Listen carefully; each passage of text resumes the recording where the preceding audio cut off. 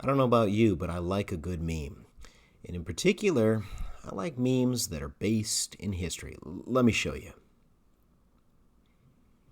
Now, put that image in the back of your mind while I tell you this story. It involves one of my most favorite presidents in American history, Theodore Roosevelt, or as I'll commonly refer to him in this series, TR. Some of you may be aware that Theodore Roosevelt inherited the presidency from William McKinley in 1901 after McKinley had been assassinated by an anarchist. Roosevelt is going to go on to win election on the Republican ticket in 1904. And by 1908, keep in mind, he did serve more or less two back-to-back terms. Very tired, felt that he had done enough in the way of reform with his square deal. We'll actually talk about the square deal in this series. But in any case, he more or less handed the ball over to his very good, close, personal friend, fellow Republican William Howard Taft. Now, the Republican Party being the more dominant of the two parties during this period, basically what Roosevelt's doing is handing him the presidency, and in 1908, Taft is going to win this election. TR, for his part, is going to go to Africa, and he's going to embark on this massive African safari.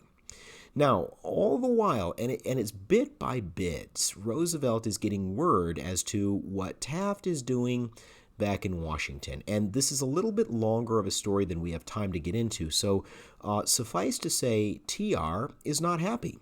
In 1912, he's going to storm back to Washington and he's going to demand that the powers that be within the Republican Party reinstall him atop that Republican ticket in 1912, that being an election year. The Republicans are basically going to say thanks, but no thanks, and we're happy with Taft. Now, TR is not a guy that hears the word no all that easily. What he's going to do is he's going to run on a third independent ticket, and he's going to call it the Progressive Party. He's going to make this promise to the American people that he's going to continue to reform the economy so that it works for all Americans and not just the ones that can afford to buy it. So, like any other politician, he's going to have to hit the campaign trail. And one of the big stops is there in Milwaukee, Wisconsin. There was a saloon keeper that said something to the effect of any man running for a third term ought to be shot. And at that point, he pulled out his pistol and he aimed it at the former president's chest. He pulled the trigger and the bullet actually struck Roosevelt. But before it hit him proper, it kind of ricocheted off of a bunch of papers he had stuffed in his chest pocket. Roosevelt ended up suffering only a flesh wound, and he went on to give his speech. He gave his speech, which lasted quite a while.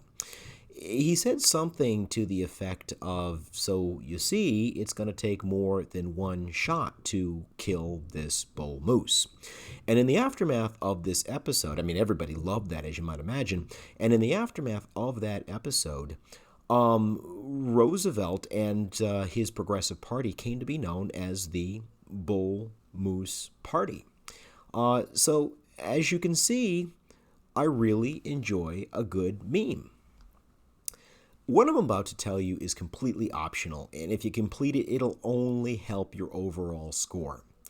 This is an extra credit assignment, and this assignment is going to ask students to create a meme. It can be basically anything that you want it to be. There are a few tutorial videos when it comes to how to construct a meme. If you're unfamiliar with this process, you can get a hold of them by logging into Blackboard and then clicking on assignments and then opening up the historical meme project folder. I've also attached a few examples that I stumbled across, including the one that I showed you, to kind of give you a little bit of inspiration, kind of generate a few ideas. Now, I also should probably give credit where credit's due. This assignment is not my own original idea. It's actually that of my colleagues, and I should probably give credit where credit is due.